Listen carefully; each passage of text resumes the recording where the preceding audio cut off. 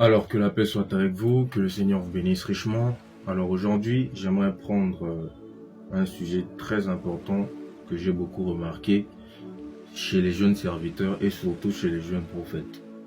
Alors, et j'aimerais vraiment recadrer ma génération à moi, c'est-à-dire ceux qui sont de ma génération à moi.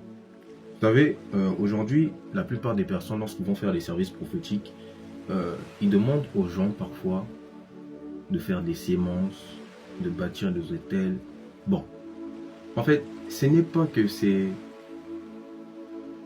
pas bien, non, mais ce n'est pas biblique. Oui, parce que la Bible dit, tout m'est permis, mais tout ne m'est pas utile. Qu'est-ce qui se passe? Aujourd'hui, nous avons une génération assoiffée d'argent. Et lorsqu'ils trouvent des gens naïfs, qu'est-ce qu'ils font? Ils en profitent pour les extorquer de l'argent, ce qui n'est pas bien.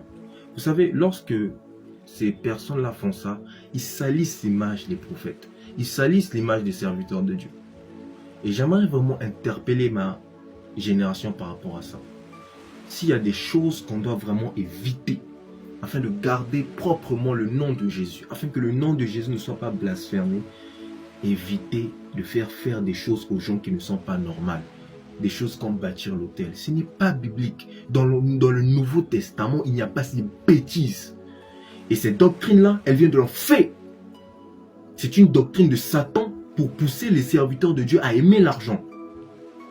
Et aujourd'hui, c'est ce que nous voyons même dans les églises. Tu dois bâtir un autel, tu dois faire un sacrifice. C'est écrit où? Ce n'est pas biblique tout ça. C'est de la bêtise, ça je le dis.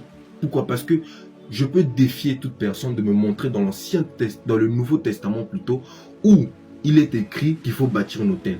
Le seul autel dans le Nouveau Testament, c'est la croix. Et le seul sacrifice, c'est Jésus. Ce n'est pas 10 000 francs, ce n'est pas 100 000 dollars, ce n'est pas 500 000 euros, ce n'est pas 1 million d'euros, ce n'est pas 1000 euros. Non!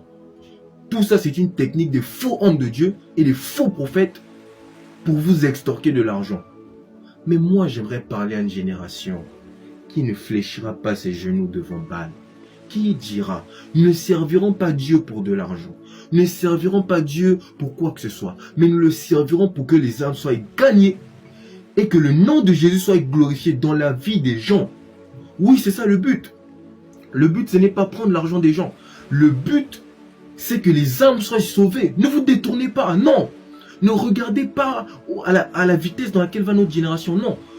Restez sur votre appel. Respectez d'où Dieu vous a appelé. D'où il vous a pris. Pourquoi autant d'amour de l'argent dans le corps du Christ? Pourquoi l'argent commence à prendre une place